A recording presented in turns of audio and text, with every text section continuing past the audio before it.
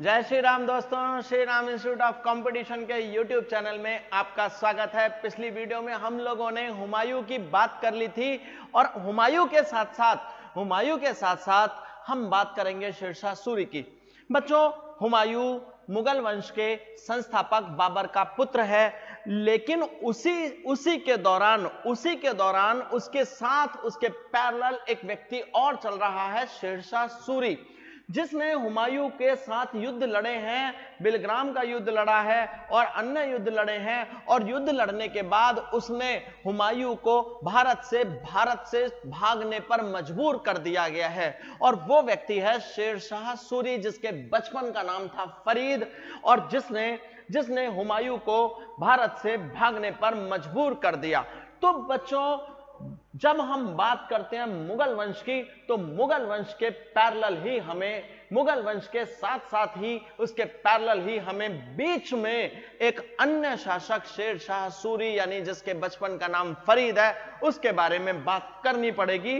तो मुगल वंश के बीच में इसलिए हम लोग अन्य व्यक्ति की बात कर रहे हैं, क्योंकि इसी व्यक्ति ने हुमायूं को भारत छोड़ने पर मजबूर कर दिया। तो मैंने आप लोगों को कहा कि Shri Ram institute of competition के यूट्यूब चैनल के साथ आप बने रहिए। आपको history, geography, civics, physics, chemistry, bio, maths सारी चीजें अच्छे से करा दी जाएंगी। तो बच्चों, एक चीज अपने मन में ठान लो, ये मंजिल बड़ी जिद्दी होती है, हासिल कहां नसीब से होती है। ये मंजिल बड़ी जिद्दी होती है, हासिल कहां नसीब से होती है। लेकिन मेरे दोस्तों, बड़े बड़े तूफान भी हार जाते हैं जहां किश्तियां जिद पर होती हैं। बच्चों, मुश्किलें आपको महान बनाने के लिए आती हैं। मुश्किलों की भावनाओं को समझो, मुश्किलें आपकी छिपी हुई क्षमता को बाहर निकालने के लिए आती हैं। मुश्किलें आपकी छिपी हुई क्षमता को बाहर निकालने के लिए आती हैं। सफल लोग मुश्किलों को ही सीढ़ी बनाकर अपनी सफलता का आसमान बनाते हैं। तो अब हम बात करते हैं शेरशाह सूरी की।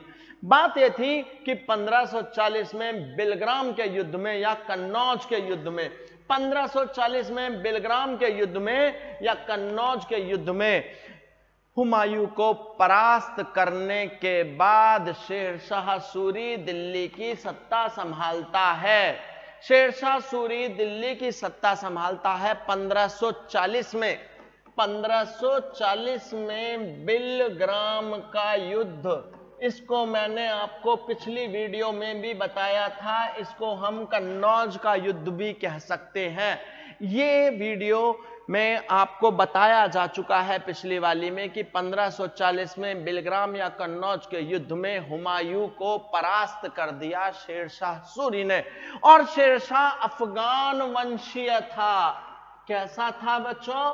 शेरशाह था अफगान वंश का, ठीक है। शेरशाह अफगान वंशीय सूर साम्राज्य का संस्थापक था। सूर साम्राज्य का संस्थापक शेरशाह अफगान वंशीय सूर साम्राज्य का संस्थापक था। शेरशाह का जन्म हुआ 1472 में। शेरशाह सूरी का जन्म कब हुआ?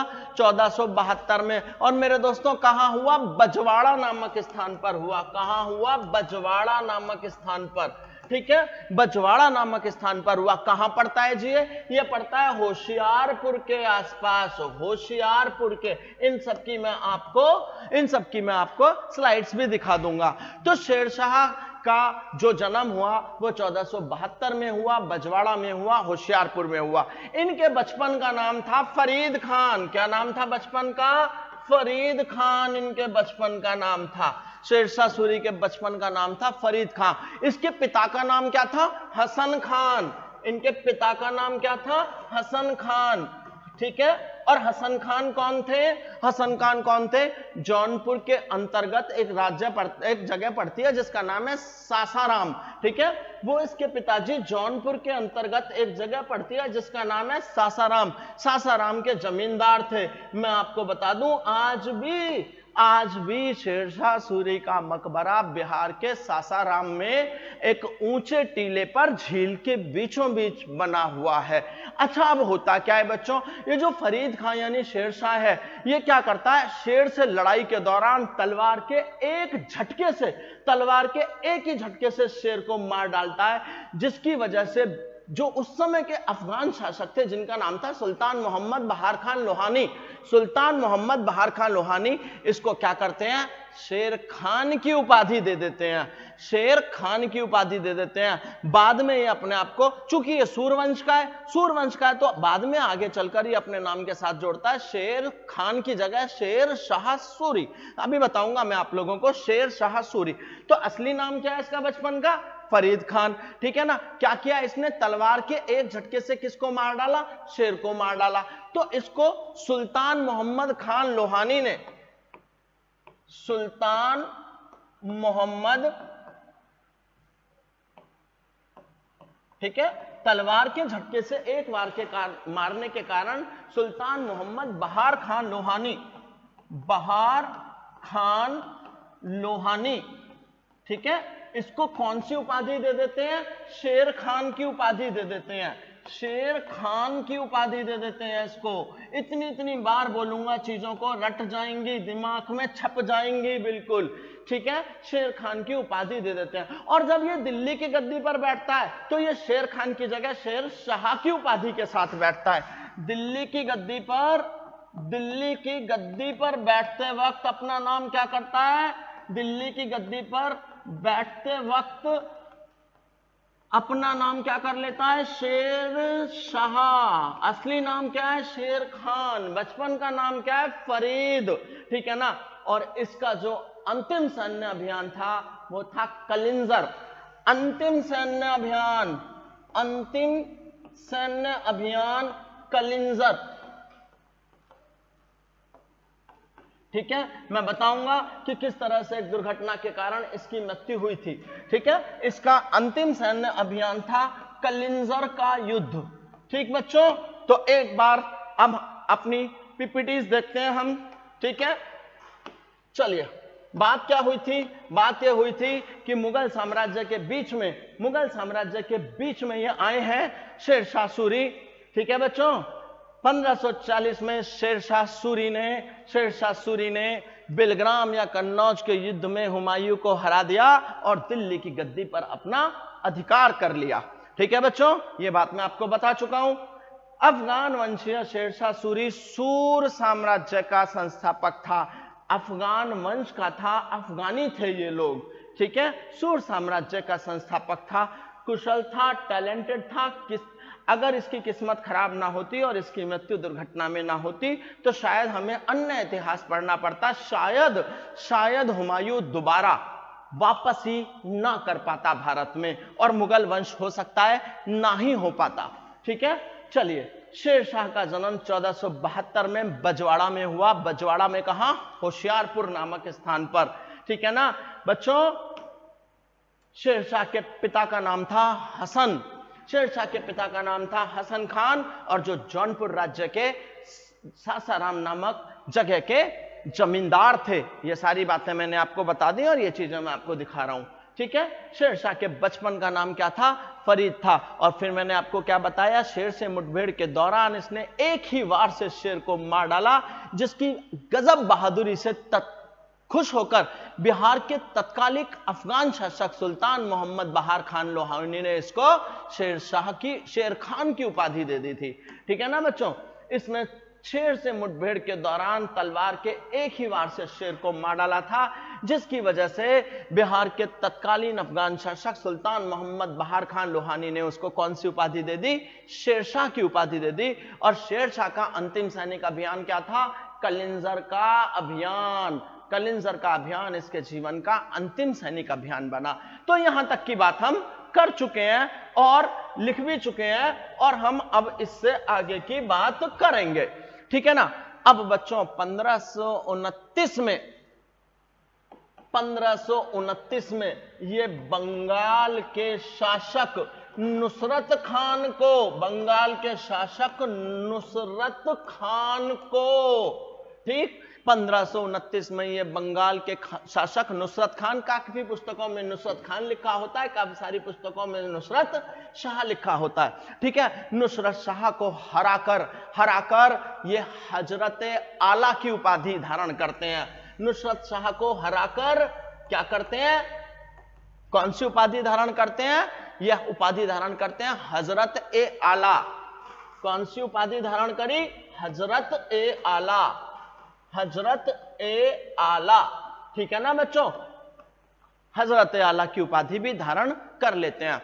ठीक, अच्छा बच्चों, अब होता क्या है, 1530 में ये जो शेर खान है, चुनार नामक एक स्थान है, चुनार नामक स्थान है, वहां के एक शासक थे जिनका नाम था ताज खान। ताज खान की मृत्यु होने के बाद उनकी जो वाइफ होती है लाड़ मणिका, ये लाड़ मणिका नामक विधवा से शादी कर लेते हैं। 1530 में चुनार के किलेदार ताज खान की जो विधवा होती है जिनका नाम है लाड़ मणिका, ये लाड़ मणिका से शादी कर लेते हैं। और जब ये शादी कर लेते हैं तो चुनार का किला तो इनका हो ही जाता है। और उसके अलावा चुनार में अथाह संपत्ति जो होती थी, वो सारी की सारी अथाह संपत्ति भी इनके हाथ लग जाती है। तो 1530 में ये क्या करते हैं, 1530 में ये चुनार के जो शासक हैं, उनकी जो विधवा है, चुनार के जो शासक हैं यानी किलेदार है ताज खान, ठीक है ना, चुनार के किलेदार ताज खान, क्या नाम था उनका, ताज खान। ठीक है, और उनकी विधवा का नाम क्या था, विधवा का नाम क्या था, लाड़ मणिका। ठीक है ना बच्चों, उनकी विधवा का नाम क्या था, लाड़ मणिका। तो चुनार के जो ताज खान है, उनकी पत्नी लाड़ मणिका से विवाह करके चुनार का किला जीत जाते हैं। ठीक, तो इनको क्या मिला, किला भी मिल गया इनको, और क्या मिल गया, अथाह संपत्ति प्राप्त हुई इनको, अथाह संपत्ति प्राप्त हुई। यानी एक शासक को संपत्ति की और किले की जो आवश्यकता होती है वो बहुत हद तक इनकी पूरी हो गई। अब होता क्या है बच्चों, ये नवंबर 1544 में कलिंजर नामक स्थान है, क्या नाम है, कलिंजर। नवंबर 1544 में ये कलिंजर नामक स्थान पर जो किला है, ये उसके चारों ओर घेरा डाल देते हैं। ठीक है ना, कलिंजर अभियान शुरू करते हैं और किले के बाहर चारों तरफ घेरा डाल देते हैं। बच्चों 6 महीने तक किले को घेरे रखते हैं।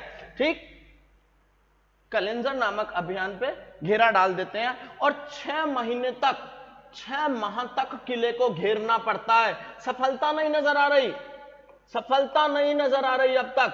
और जब 6 महीने तक ये किले को घेरे रखते हैं और जब सफलता नहीं मिलती, तब उसके बाद ये गोला बारूद, ठीक है ना, किले को घेरा, उसके बाद ये वहां पर गोला बारूद से तगड़ा वाला आक्रमण करते हैं। 6 महीने तक चारों तरफ से इसलिए घेर लिया गया किला कि जब बाहर से कोई रसद नहीं पहुंचेगी तो अंदर भोजन वगैरह की जो व्यवस्था थी उसकी शॉर्टेज हो जाएगी। लेकिन उसके बावजूद भी जब सफलता हाथ आती हुई नहीं दिखती, बात कर रहे हैं 1544 की, शेरशाह सूरी ने कलिंजर अभियान के तहत कलिंजर के किले को चारों तरफ से घेरा डाल दिया। 6 महीने तक इंतजार और सिर्फ इंतजार, घेरे रहे, लेकिन फिर भी सफलता जब हाथ आती नहीं दिखी तो 6 महीने के बाद इनका जो सब्र का बांध था वो टूट गया और इन्होंने किले पर गोला बारूद का इस्तेमाल करवा दिया। उस समय कलिंजर का शासक कौन था, कीरत सिंह।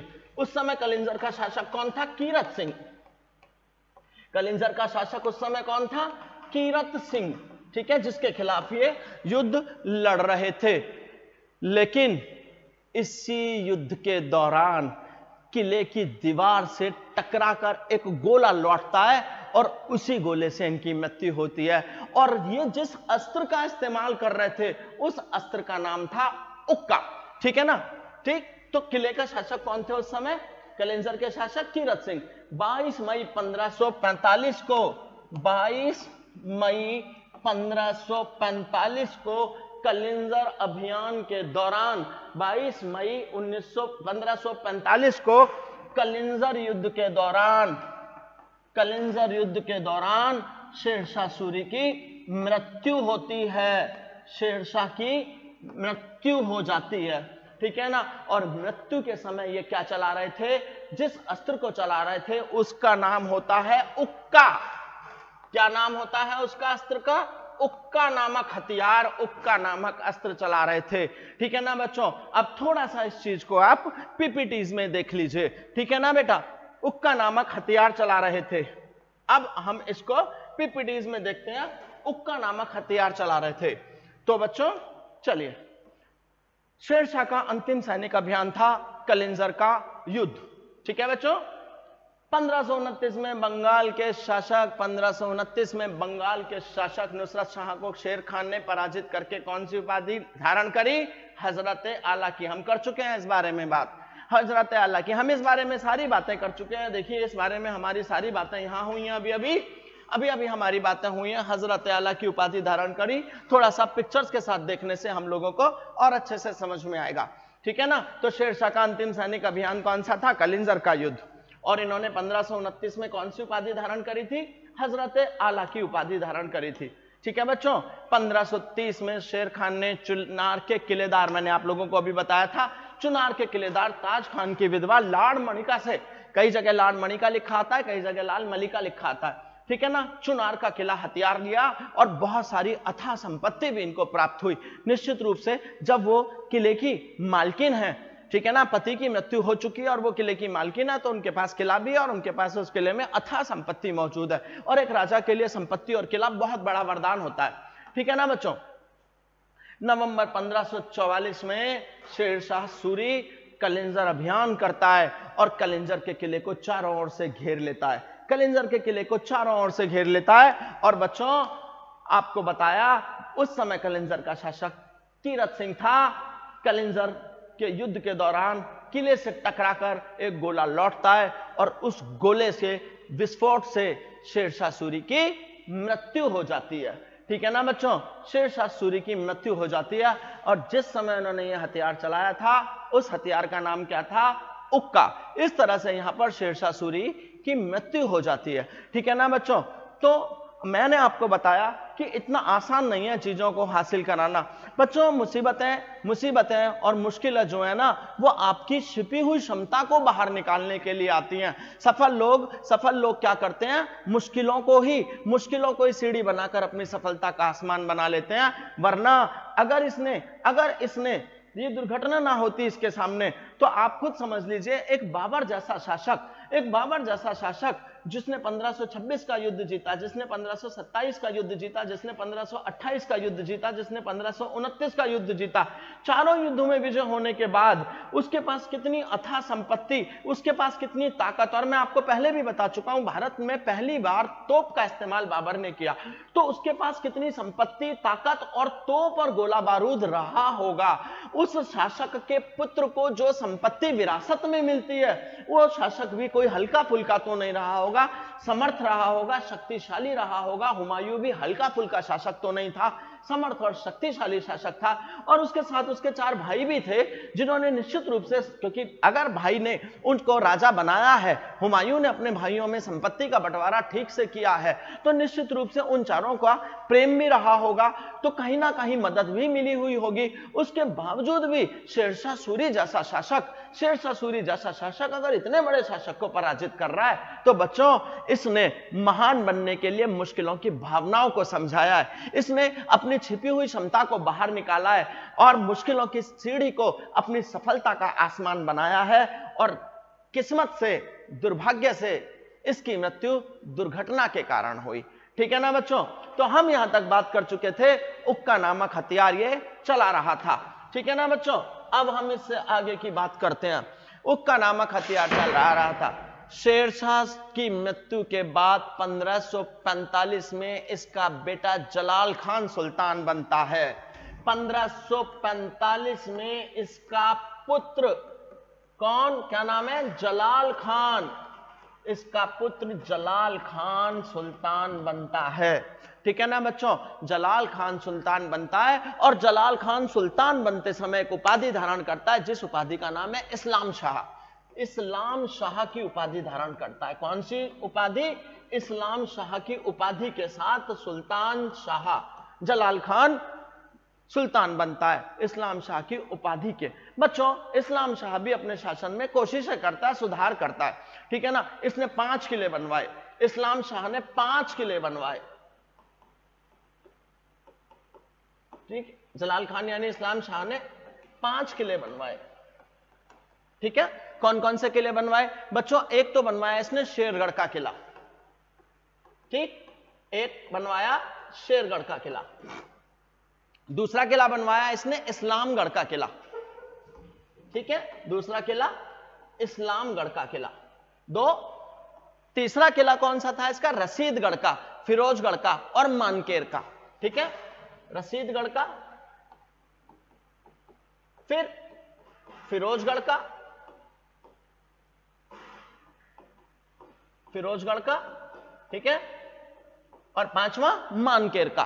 पांचवा कहां का? मानकेर का। ठीक, तो पांचवा किला इसने मानकेर का, शेरगढ़ का, इस्लामगढ़ का, रसीदगढ़ का, फिरोजगढ़ का और मानकेर का। बच्चों, शेरशाह सूरी का जो शासन था वो सेंट्रलाइज्ड था, सेंट्रलाइज्ड। ठीक है, अब हम शेरशाह सूरी की बात कर रहे हैं दोबारा से, इसकी बस केवल इतनी सी बात है। शेरशाह सूरी का बहुत कुशल प्रशासन व्यवस्था थी। ठीक है, शेरशाह का प्रशासन केंद्रीयकृत था, सेंट्रलाइज्ड। ठीक है, केंद्रीयकृत का मतलब होता है सत्ता राजा के हाथ में होने। ठीक है ना, और शेरशाह ने अपनी संपूर्ण साम्राज्य को 47 सरकारों में बांटा था। इसने क्या बांटा था? अपने पूरे साम्राज्य को कितने? 47 सरकारों में बांटा था। केंद्रीयकृत था, शासन को 47 सरकारों में बांट दिया था। ठीक है, 47 सरकारों में बांट दिया था। ठीक है ना बच्चों? अच्छा, एक बात और, अब जब इसके पास कुशल प्रशासन व्यवस्था है, इसके पास कुशल सैनिक व्यवस्था है, तो बच्चों इसको पैसे की जरूरत है, और राजा के पैसे का सबसे बड़ा सोर्स क्या होता है? लगान होता है। तो इसने 1/3 भाग लगान के रूप में वसूलना शुरू किया। इसने पैदावार का 1/3 भाग लगान के रूप में वसूला। इसने 1/3 भाग लगान के रूप में वसूलना शुरू किया। अच्छा बच्चों, जिस पोस्ट व्यवस्था को, डाक व्यवस्था को आप जानते हो ना, भारत में सबसे पहली बार डाक व्यवस्था किसने चलाई? शेरशाह सूरी ने चलाई। बहुत बड़ा योगदान है इसका डाक व्यवस्था में शुरू करने का। ठीक है, भारत में पहली बार डाक व्यवस्था किसने चलाई? भारत में पहली बार डाक व्यवस्था चलाई शेरशाह सूरी ने। ठीक है, जिसके बचपन का नाम फरीद था। ठीक बच्चों, एक बार थोड़ा सा देख लो, दोबारा से आगे बढ़ते हैं। यह शेरशाह उक्का नामक हथियार चला रहा था। ठीक है ना बच्चों? तो अब इसके बाद शेरशाह सूरी की मृत्यु के बाद 1545 में इसका जो बेटा था जलाल खान बना राजा, और जलाल खान ने किस नाम से शासन संभाला? इस्लाम शाह से। मैं लिखवा चुका हूं आप लोगों को, ये देखिए मैं यहां पर आपको लिखवा चुका हूं, इस्लाम शाह से। जलाल खान इस्लाम शाह की उपाधि के साथ बना, और 5 किले बनवाए इसने। ठीक है ना, इसने 5 किले बनवाए। इस्लाम शाह ने अपने काल में शासन व्यवस्था में सुधार किए, और इस्लाम शाह ने 5 किले बनवाए ताकि वो अपने इलाके की सुरक्षा कर सके। ठीक, 5 किले बनवाए। कौन कौन से? ठीक, इस्लामगढ़, रसीदगढ़, फिरोजगढ़, मानकर। ठीक है बच्चों, आपको बता चुके हैं हम। इसके बाद शेरशाह ने अपनी संपूर्ण साम्राज्य को 47 सरकारों में बांट दिया था। ठीक, इनके सरकार में 2 प्रमुख अधिकारी मेन होते थे। कौन कौन से? सिकदारान और मुंसिफान।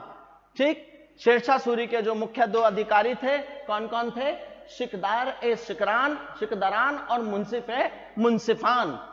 चलिए बच्चों, मैंने आपको बताया अपनी पैदावार का किसानों से लगान के रूप में, राजस्व के रूप में या टैक्स के रूप में 1/3 भाग लेना शुरू किया, और शेरशाह सूरी ने डाक व्यवस्था भी शुरू कराई। ठीक है बच्चों, अब हम इससे आगे की बात करते हैं। शेरशाह सूरी ने डाक व्यवस्था भी शुरू कराई। भारत के अंदर डाक व्यवस्था को लाने का श्रेय इसी का है, वरना इससे पहले तो लोग बाग कबूतरों के पैर में चिट्टियां बांध के उड़ाते थे, और कबूतर भी पता चला जो चिट्ठी रानी को देनी है वो रानी के पिताजी को पकड़ा देते थे, और जो राजकुमार को देनी है वो राजकुमार के बाप को पकड़ा देते थे। तो मामला थोड़ा सा खराब हो जाता था। ये मैंने प्यार किया का वो नहीं है, कबूतर जा जा जा, कबूतर जा जा जा, ठीक है ना। तो वो सलमान खान को ही पकड़ाएगा चिट्ठी या भाग्यश्री को ही पकड़ाएगा, मामला थोड़ा खराब हो जाता था। तो चिट्ठी के लिए डाक व्यवस्था पहली बार शेरशाह सूरी ने चलाई। बच्चों, पट्टा प्रथा भी शेरशाह सूरी ने चलाई, पट्टा प्रथा, ठीक है। और एक प्रथा और थी कबूलियत प्रथा। कबूलियत प्रथा और पट्टा प्रथा दोनों शेरशाह सूरी के द्वारा चलाई गई। बच्चों, एक व्यक्ति थे, बहुत बड़े लेखक थे, मलिक मोहम्मद जायसी, पद्मावत के लेखक मलिक मोहम्मद जायसी, मलिक मोहम्मद जायसी, जिन्होंने क्या लिखी थी, पद्मावत। मलिक मोहम्मद जायसी बच्चों इसी के दरबारी थे, ठीक है।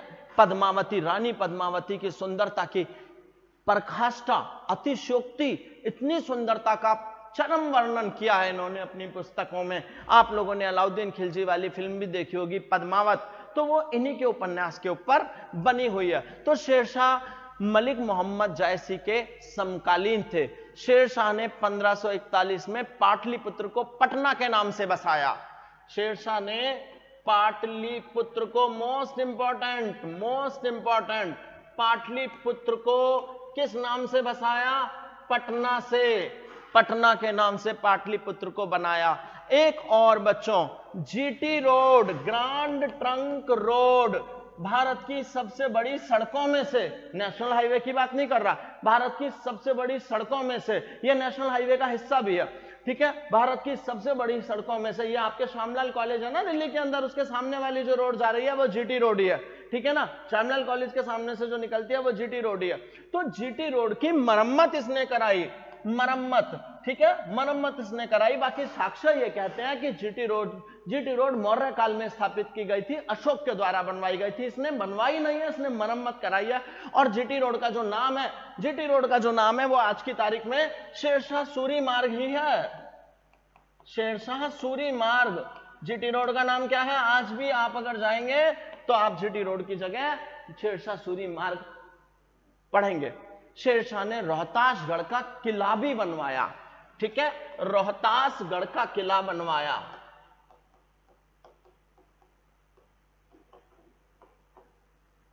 रोहतासगढ़ का किला किसने बनवाया, शेरशाह सूरी ने। और बच्चों इसने क्या किया, इसने कन्नौज की जगह शेरसूर नामक नगर भी बसाया। इसने कन्नौज आप लोगों ने सुना होगा, कन्नौज इत्र के लिए, इसने कन्नौज इत्र के लिए बहुत प्रसिद्ध है बच्चों, ठीक है ना। तो कन्नौज के स्थान पर शेरसूर नामक नगर, कन्नौज के स्थान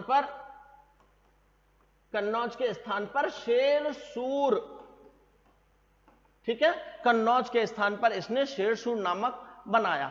बच्चों, रोहतासगढ़ का किला के साथ साथ इसने किनाए कोहना मस्जिद भी बनवाई दिल्ली में। किला एक कोहना मस्जिद, कहां है ये किला एक कोहना मस्जिद, दिल्ली में है बच्चों। किला एक कोहना मस्जिद किसने बनवाई, शेरशाह सूरी ने बनवाई। बच्चों, इसने 178 ग्रेन चांदी का रुपया चलाया, 178 ग्रेन चांदी का रुपया चलाया, ठीक है ना। 178 ग्रेन चांदी का रुपया कौन चलाता है, शेरशाह सूरी चलाते हैं, ठीक। जीटी रोड बनवा रहा है, 178 ग्रेन चांदी का रुपया चला रहा है, और 36 ग्रेन 380 ग्रेन तांबे का दाम चलवाया। 380 ग्रेन जो चांदी का था वो रुपया था। पहली बार रुपए की शुरुआत, रुपए की ढलाई अगर कभी भी कहते हैं ना, भारत का पहला शासक जिसने रुपया नाम की मुद्रा जारी करी वो शेरशाह सूरी माना जाता है। और तांबे का दाम चलवाया, 380 ग्रेन तांबे का दाम चलवाया, ठीक है। ये जो तांबे का सिक्का होता था उसको दाम बोलते थे, और जो चांदी वाला होता था उसको क्या बोलते थे, रुपया बोलते थे। बच्चों, इसने भूमि की माप के लिए सिकंदरी गज बनवाया, गज ए सिकंदरी, कई जगह सिकंदरी गज लिखा जाता है, कई जगह सिकंदरी गज, ठीक है। इसने भूमि की नाप के लिए, किसके लिए, भूमि की नाप के लिए, भूमि की नाप के लिए इसने सिकंदरी गज चलवाया, और सिकंदरी गज का जो पैमाना होता था उसके अंदर 32 अंक होते थे। कितने अंक होते थे? 32 अंक होते थे उसके अंदर बेटा, ठीक है ना। और इसने लोहे की कड़ी का इस्तेमाल शुरू करवाया, लोहे की कड़ी का इस्तेमाल, ये सब इसने भूमि की नाप के लिए शुरू करवाए, ठीक है ना बच्चों। पद्मावत के बारे में मैं आपको बता ही चुका हूं, मलिक मोहम्मद जायसी ने पद्मावत की रचना इसी के काल में की थी, ठीक है ना बच्चों। तो अब एक बार हम यहां तक देख लेते हैं, उसके बाद हम आगे बढ़ेंगे। तो पैदावार का लगभग 1/3 लगान के रूप में वसूला जाता था और शेर शाह सूरी ने डाक प्रथा को चलाया। इसके बाद हम बात करते हैं पट्टा प्रथा और कबूलियत प्रथा। पट्टा प्रथा और कबूलियत प्रथा किसने चलाई? शेरशाह सूरी ने चलाई। मलिक मोहम्मद जायसी शेरशाह सूरी के समकालीन थे। इसी के शासनकाल में ही इन्होंने क्या लिखी थी? पद्मावत। इसी के शासनकाल में इन्होंने क्या लिखी थी? पद्मावत, जिसमें रानी पद्मावती का खूबसूरती का भरपूर वर्णन किया गया है बच्चों, ठीक। भारत का सबसे पुराना मेगा प्रोजेक्ट कहा जाता है, किसको कहा जाता है? आपकी जीटी रोड को, ठीक है ना। 1541 में पाटलिपुत्र को पटना के नाम से दोबारा स्थापित इसने किया, पाटलिपुत्र को दोबारा से पटना के नाम से स्थापित करता है। और दोस्तों, जीटी रोड का यानी ग्रांड ट्रंक रोड का निर्माण अशोक ने करवाया, मौर्य काल में करवाया, ये उसकी मरम्मत कराता है। और उसी के सम्मान में इसका नाम क्या कर दिया गया है? इसी के सम्मान में इसका नाम कर दिया गया है शेरशाह सूरी मार्ग। शेरशाह सूरी मार्ग, ठीक है ना बच्चों। शेरशाह सूरी रोहतासगढ़ के किले का निर्माण भी कराता है, रोहतासगढ़ के किले का निर्माण कराता है। कन्नौज के स्थान पर शेरशाह सूर नगर बसाता है। सब चीजें आपको बताई गई हैं। कन्नौज के स्थान पर शेरशाह सूर नगर बनाता है, रोहतासगढ़ का किला बनवाता है, पट्टा प्रथा चलाता है। मलिक मोहम्मद जायसी पद्मावत लिखते हैं, पाटलिपुत्र को पटना के नाम से बनाता है, जीटी रोड की मरम्मत कराता है और उसका नाम शेरशाह सूरी मार्ग कर दिया जाता है, ठीक है ना बच्चों। चलिए, इसके बाद रोहतासगढ़ का किला के साथ साथ दिल्ली में किलाए कोहना नामक मस्जिद भी बनवाता है, किलाए कोहना नामक मस्जिद बनवाता है बच्चों। भूमि की लगान के लिए 32 अंक वाला सिकंदरी गज और लोहे की कड़ी का इस्तेमाल। ये देखिए, भूमि की नाप के लिए सिकंदरी गज और 32 अंक वाले लोहे की कड़ी का इस्तेमाल करता है। सब चीजें आपको दिखा भी रहा हूं और लिख लिख कर भी बता रहा हूं, ठीक है ना बच्चों। चलिए, शेरशाह सूरी ने 178 ग्रेन चांदी का रुपया और 300 ग्रेन तांबे का, 178 ग्रेन चांदी का रुपया और 380 ग्रेन तांबे का भी चलवाया, ठीक है ना बच्चों। और मौर्यों द्वारा निर्मित बंगाल से सिंधु तक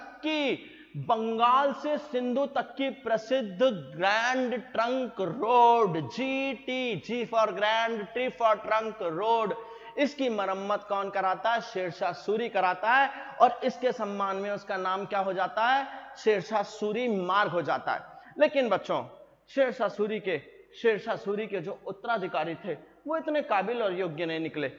मैंने हमेशा यह देखा है कि अक्सर जो महान शासक होता है उसके उत्तराधिकारी उतने काबिल और योग्य नहीं निकल पाते।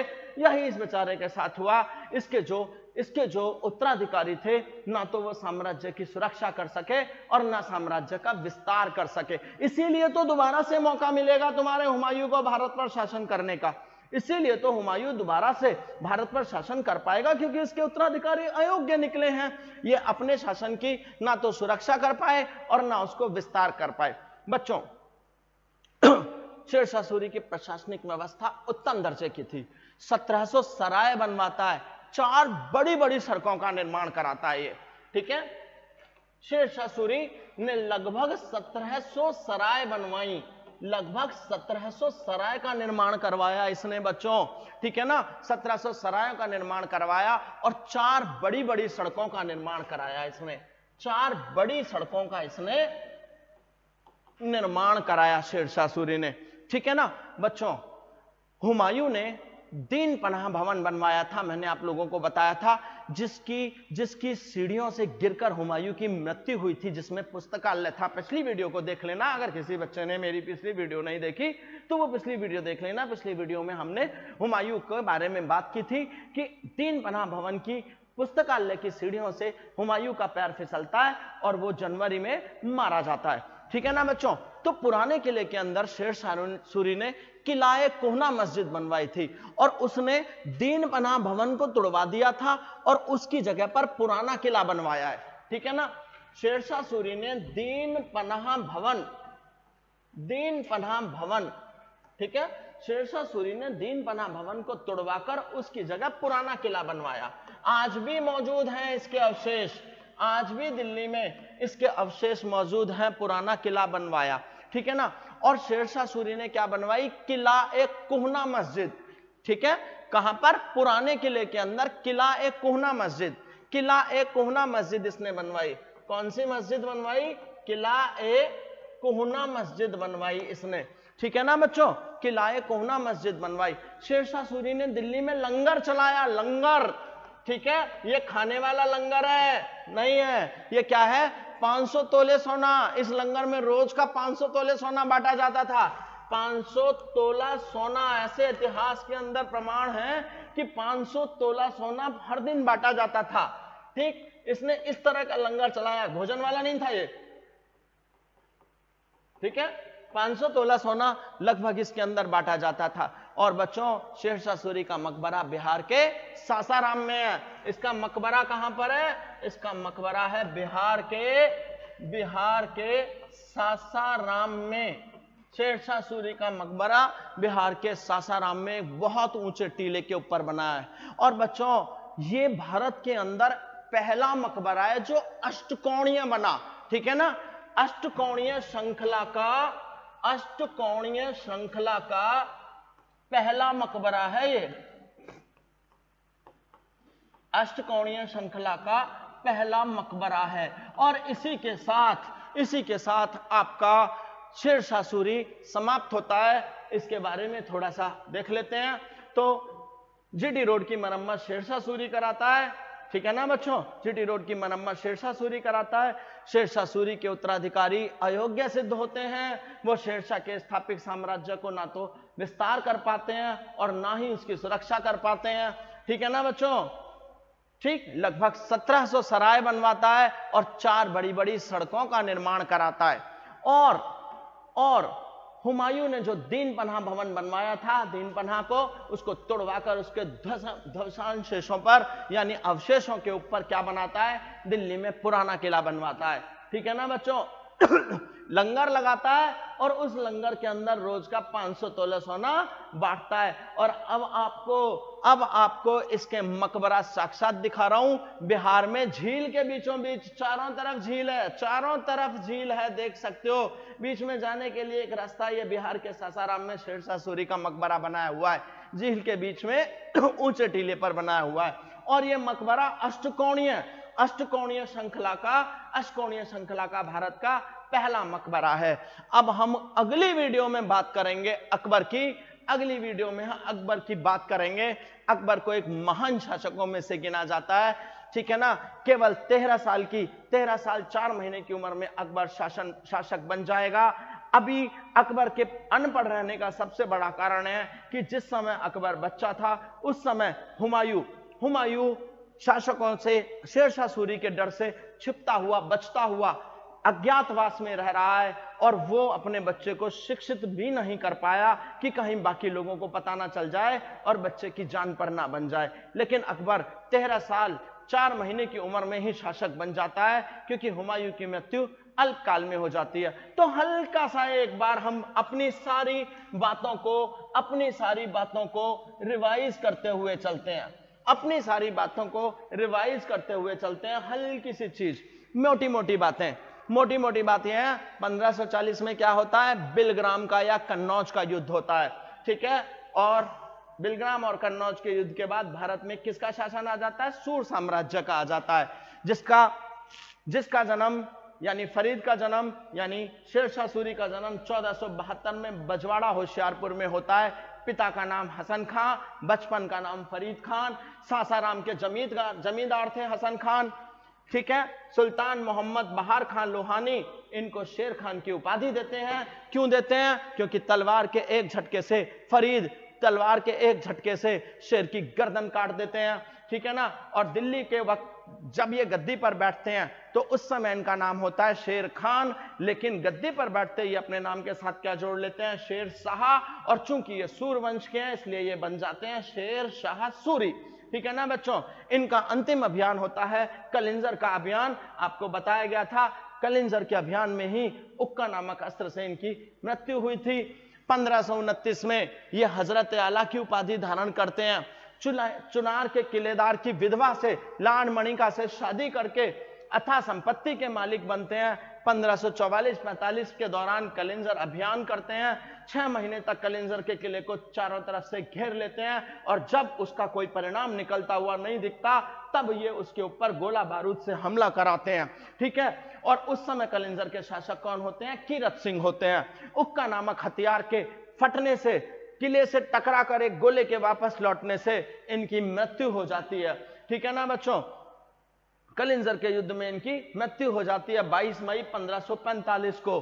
1545 में इनका पुत्र जलाल खान इस्लाम शाह की उपाधि के साथ बैठता है और 5 किले बनवाता है। ये पैदावार का एक तिहाई भाग लगान के रूप में वसूलते हैं। भारत के अंदर डाक प्रथा को मजबूत कराते हैं। भारत के अंदर शेरशाह सूरी डाक प्रथा को मजबूत कराते हैं। पट्टा प्रथा शुरू कराते हैं, कबूलियत प्रथा शुरू कराते हैं। मलिक मोहम्मद जैसी पद्मावत की रचना इन्हीं के काल में करते हैं। पाटलिपुत्र को पटना के नाम से बनाते हैं।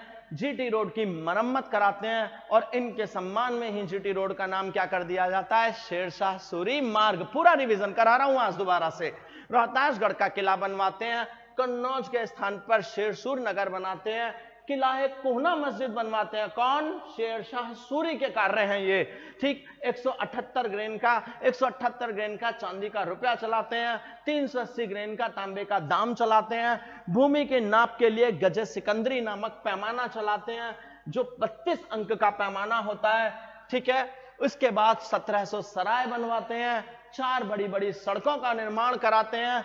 दीन पनाह भवन पुराने किले पर तुड़वाकर पुराना किले जो है उसका निर्माण कराते हैं।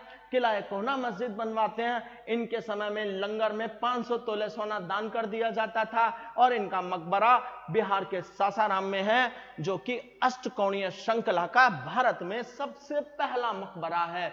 तो बच्चों अब हम अगली वीडियो में बात करेंगे अकबर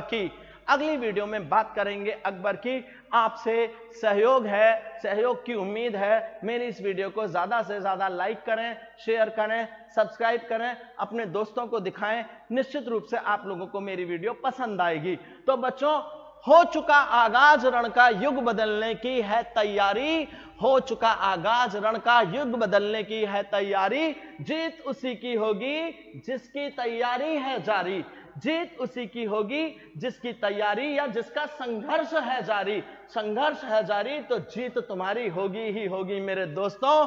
और खुद के सपनों के पीछे इतना भागो कि तुम्हें पाना भी किसी का एक सपना बन जाए, तुम्हें पाने के लिए लोग सपने देखें। तो इसी के साथ जय श्री राम, जय Hind. Shri Ram institute of competition के यूट्यूब चैनल पर बने रहिए और मेरी आगे आने वाली वीडियोस को देखने के लिए खुद भी सब्सक्राइब कीजिए और अन्य लोगों को भी सब्सक्राइब कराइए। जय श्री राम, जय हिंद। अगली वीडियो के साथ बहुत जल्द मिलते हैं और अगली वीडियो होगी अकबर द ग्रेट, ठीक है बच्चों। जय श्री राम।